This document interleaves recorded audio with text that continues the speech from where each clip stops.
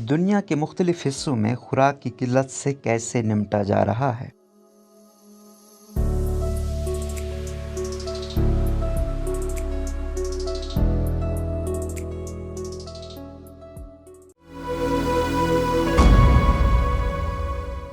دنیا بھر میں کھانا مہنگا بھی ہوتا جا رہا ہے اور اس کی قلت بھی ہو رہی ہے۔ ہر جگہ لوگوں کو خود کو نئے حالات کے مطابق ڈھالنا پڑ رہا ہے اور اس کا کبھی کبھی مطلب یہ ہو سکتا ہے کہ لوگوں کو اپنی غذائیں تبدیل کرنی پڑیں۔ امریکہ میں آدھی رات کو والمارٹ تک دوڑ، صبح کے 4 بج رہے ہیں اور جارجیا کی گرمیوں کے باعث رات اب بھی گرم ہے۔ ڈونا مارٹن کام پر پہنچی ہیں۔ ایک اور دن کا مطلب اپنے ضلع اسکول کے بچوں کو کھلانے کے لیے جدوجہد ہے۔ ڈونا ایک فوڈ سروس ڈائریکٹر ہیں جن کے ذمہ 4200 بچے ہیں۔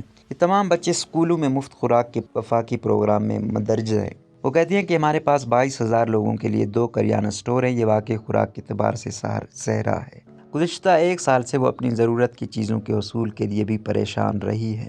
جولائی میں غذا کی قیمتوں میں اضافے کی شرح سالانہ بنیادوں پر 10.9% رہی، جو سن 1999 کے بعد سب سے زیادہ ہے۔ چونکہ قیمتیں بڑھ رہی ہیں، اس لیے ڈونا مارٹن کے کچھ سپلائر اسکول کو خوراک نہیں فراہم کرنا چاہتے۔ مجھ سے کہتے ہیں کہ تم لوگوں کو کچھ پسند ہی نہیں آتا اور ہمارے پاس مارجن نہیں۔ امریکی اسکولوں کا یہ فیڈرل اسکول میلز پروگرام نہایت سخت قواعد و ضوابط کا حامل ہے۔ اس کا مطلب ہے کہ کسی چکن نگٹ پر موجود ڈبل روٹی کے چورے کو بھی غذائیت کا حامل ہونا چاہیے اور تمام غذاؤں میں چینی اور نمک کم ہونا چاہیے۔ چنانچہ ڈونا مارٹنز کو ہر چیز کی خصوصی قسم خریدنی پڑتی ہے۔ وہ جانتی ہیں کہ ان کے سپلائرز بھی مشکلات کا شکار ہیں۔ افرادی قوت کی سخت کمی کے باعث انہیں ڈرائیورز نہیں مل رہے، جبکہ ایندھن کی قیمتیں گزشتہ برس کے مقابلے میں 60% بڑھ چکی ہیں۔ واضح ہے کہ امریکہ میں لوگ اپنی آمدن کا 7.1% خوراک پر خرچ کرتے ہیں۔ جب سپلائرز دستیاب نہ ہوں تو انہیں پھر کوئی اور طریقہ ڈھونڈنا پڑتا ہے۔ حال ہی میں وہ بچوں کا پسندیدہ پیٹ بٹر نہیں ڈھونڈ پائیں تو انہوں نے اسے بین ڈپ سے بدل دیا۔ وہ کہتی ہیں کہ مجھے معلوم نہیں کہ یہ بچوں کو اتنا پسند نہیں آئے گا، مگر مجھے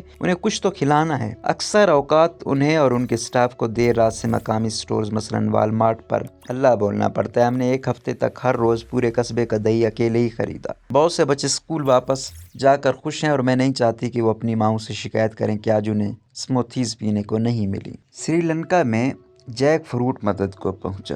وسطی سری لنکا میں کینڈی شہر کے باہر جس جگہ پر دھان کی فصل ہوئی تھی، وہاں بنوما کماری پنتھالا سبز پھلیاں اور پودینہ چنتی ہوئی نظر آتی ہیں۔ سری لنکا کے برے سیاسی اور معاشی حالات کا اس پرسکون جگہ سے تصور بھی نہیں کیا جا سکتا۔ ملک بھر میں دواؤں، خوراک اور ایندھن سمیت ہر چیز کی کمی ہے، یہاں تک کہ اچھی ملازمتوں والے لوگ بھی بنیادی اشیاء خریدنے میں مشکلات کا سامنا کر رہے ہیں۔ انوما کہتی ہیں کہ اب لوگوں کو اپنے مستقبل کے بارے میں فکر ہے۔ انہیں خوف ہے کہ ان کے پاس کھانے کو کچھ نہیں ہوگا۔ یہ زمین ان کے خاندان کی ہے، اس پر انہوں نے کووڈ-19 کے عالمی وبا کے دوران شوقیہ طور پر کھیتی باڑی شروع کی تھی۔ سری لنکا میں جون میں سالانہ بنیادوں پر غذا کی قیمتوں میں اضافہ 75.8% ریکارڈ کیا گیا۔ سری لنکا عوام اپنی آمدنی کا 29.6% خوراک پر خرچ کرتی ہے۔ انوما نے کتابیں پڑھ کر اور یوٹیوب ویڈیوز دیکھ کر سبزیاں اگانے شروع کیا۔ وہ ٹماٹر، پالک، کریلے، اروی اور شکرکندیاں اگاتی ہیں۔ ہر کوئی اتنا خوش قسمت نہیں کہ ان کے پاس اتنی زمین ہو۔ چنانچہ کئی سری لنکن اب جیک فروٹ کو اپنا رہے ہیں۔ انوما کہتی ہیں کہ ہر دوسرے باغیچے میں آپ کو کٹہل کا درخت نظر آئے گا۔ اب سے کچھ عرصے پہلے تک لوگ کٹہل پر توجہ ہی نہیں دیتے تھے، یہ درختوں سے گرتا اور اکثر کچرے کی نظر ہو جاتا۔ اب انہوں نے کٹہل سے ایک ملائی دار سالن بنانا شروع کیا اور گوشت اور مہنگی سبزیوں کے متبادل کے طور پر کھانا شروع کیا ہے۔ کٹہل اب ایک مقامی روایتی کھانے کوٹوں میں بھی نظر آنے لگا ہے۔ کچھ لوگ اس کے بیجوں کو پیس کر آٹا بناتے ہیں جس سے ڈبل روٹی، کیک یا روٹی بنائی جا سکے۔ کٹہل کچھ برس قبل دنیا کے کئی مشہور ریستورانوں کے مینیوز میں نظر آنے لگا تھا،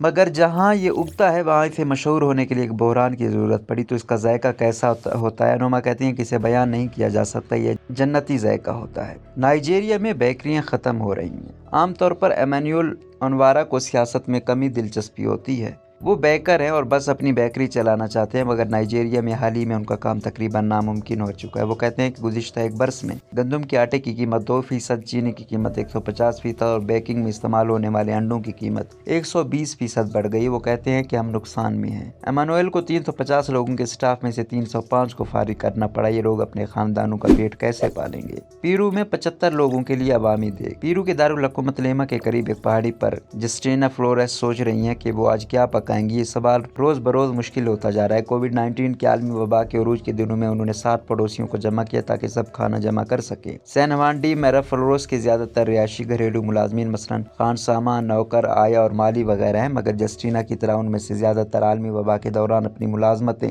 बुनवादी, चुनाचे उनके खानदान को भूख का सामना करना पड़ा। उन्होंने जस्टेना के घर के बाहर खुद ही लकड़ी इकट्ठी करके खाना पकाना शुरू कर दिया। इसके बाद उन्होंने एक छोटी सी झोंपड़ी बनाई और मकामी पादरी ने एक चूल्हा अतिया कर दिया। जस्टेना फ्लोरेस ने ताजरों से कहा कि जो खाना आमतौर पर दाए हो जाता है वो उन्हें अतिया कर दें। 2 साल बाद अब वो 75 लोगों को हफ्ते में 3 मरतबा खाना खिला रही हैं। जस्टेना इस वबा से पहले एक किचन असिस्टेंट थी और अब वो अपनी बिरादरी में एक लीडर सी बन गई हैं। मैं लोगों के दरवाज़ों पर जाती हूँ और मदद मांगती हूँ। जुलाई में पेरू में सालाना बुनियादों पर ग़िज़ा की कीमतों में 11.59% इजाफा रिकॉर्ड किया गया। पेरू के लोग अपनी आमदन का 26.6% खुराक पर खर्च करते हैं। पहले वो गोश्त और सब्जियों से ज़बरदस्त सालन बनाया करती जो चावलों के साथ पेश किया जाता, मगर अब गुज़िश्ता चंद माह में एहतियात बहुत कम हो गए और हर तरह की खुराक हासिल करना मुश्किल हो गया। वो कहती हैं कि हम परेशान हैं, मुझे मिकदारें कम करनी पड़ी और अब वो चावल जैसी बुनियादी चीज़ों के असूल में भी मुश्किलात का सामना करती हैं। उर्दन में चिकन का बाइकआउट। रवां बस 22 मई को अरबी में ट्वीट करने वाले गुमनाम अकाउंट ने लोगों से मुतालबा किया कि वो चिकन की मसनूआत का बाइकआउट करें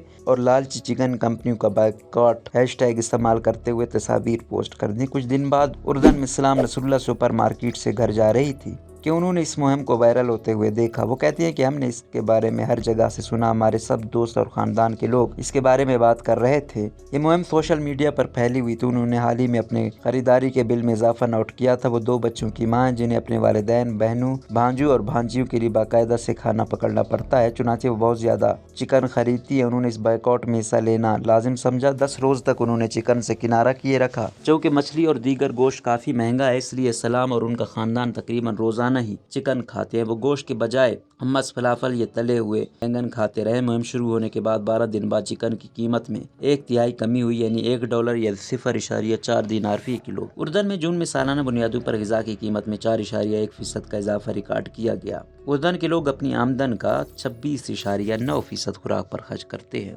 उर्दन में हुकूमत ने चिकन की कीमतों की हद मुकर्रर करने की तजवीज़ दी। फार्म मालकान ने रमज़ान के आखिर तक इस हद पर इत्तफाक किया, मगर मई के अवाइल में दोबारा कीमतें बढ़ाने पर मजबूर हो गए, जिसकी वजह से सोशल मीडिया पर तूफान मच गया। सलाम नसरुल्लाह एहतजाज देकर खुश है, मगर उन्हें खदशा है कि इससे मसले की जड़ खत्म नहीं होगी। वो कहती हैं कि बदकिस्मती से सबसे ज़्यादा नुकसान छोटे फार्मर और मुर्गी फरोशों को हो रहा है, न कि बड़े ताजरों को, जिन्होंने फार्मर्स की ज़रूरत की हर चीज़ की कीमत बढ़ा दी है।